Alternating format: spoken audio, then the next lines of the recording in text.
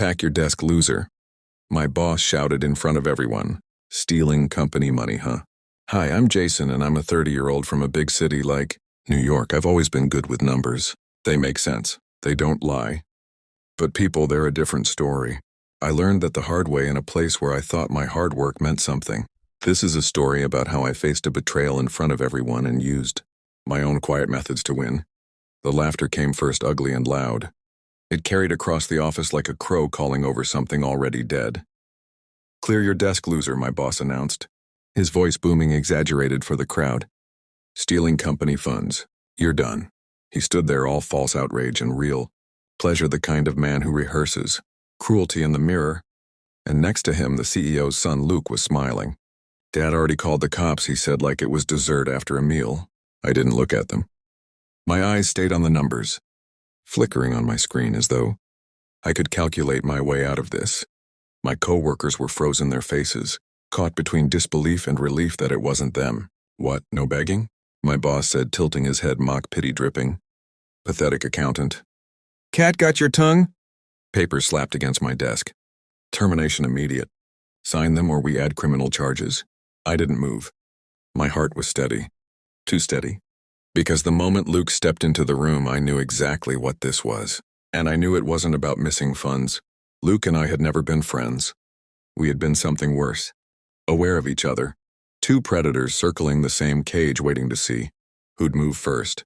Months ago, I'd caught a flicker of something in the financial reports. A missing transaction here, a sudden expense there. It was too neat, too deliberate, and always the trail curved back toward accounts Luke had access to. I hadn't confronted him. I hadn't even let on that I noticed. I just started watching. Then 2 weeks ago, an email arrived in my inbox by accident. An internal audit notice. My name listed as the primary suspect. No signature, but I didn't need one. That same day, I saw him in the break room with my boss talking low and laughing. I knew what was coming before it came. But knowing didn't soften the blade. When it finally slid in, now in the middle of the office, they thought they'd cornered me. They thought I was the prey. I signed nothing. I didn't argue. In silence, I cleared my desk. Not the way they expected, frantic or ashamed. I did it slowly and methodically because for the last month, I'd been building my own case, downloading transaction histories, photographing signed authorizations, tracing wire transfers through dummy vendors, and then the final step, slipping one of Luke's forged invoices into the batch he handed to my boss last Thursday. It was a perfect match to the others I'd already documented. I wasn't just gathering proof. I was making sure the trail didn't just lead to him. It wrapped around him. Every night I'd go home and sort through the evidence, not because I doubted I'd win, but because I wanted to savor the moment. I placed it in his hands and watched his smile dissolve. The next morning, I didn't go to work. I went to the board meeting. The receptionist blinked at me, uncertain, but I walked in like I belonged. In a way, I did. My uncle had been a founding partner before selling his shares. Old names still held quiet weight here. The board members glanced up confused. The CEO frowned. I placed a sealed folder in the center of the table. Your son's work, I said. I didn't explain. They opened it. The room changed. Pages flipped. Eyes sharpened. The CEO's voice dropped to a whisper as he read the account transfers. These go to his personal LLC. No one looked at me. They were looking at each other now. Silent calculations of damage and fallout. When I finally turned to leave, Luke was in the doorway. His smile was gone. So was his color. What did you do? He asked. I looked at him for the first time since yesterday. I showed them the truth. They called me back into the boardroom 20 minutes later. Luke wasn't there. The CEO tried to speak. Half apology, half bargaining, but I cut him off.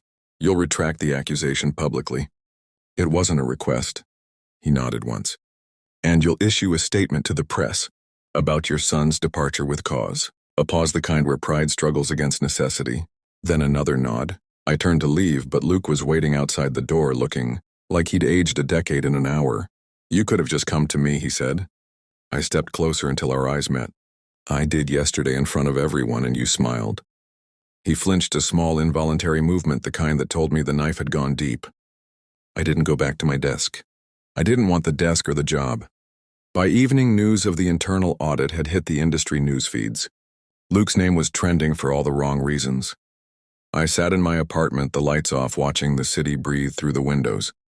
No satisfaction, no triumph, just quiet. Because revenge, when done right, doesn't feel like fireworks. It feels like shutting a door you'll never open again. They wanted me broken. Instead, I walked away untouched. And Luke, he finally knew what it was to be the prey. Did this story catch your attention? Drop your thoughts in the comments. And make sure to subscribe for more amazing stories.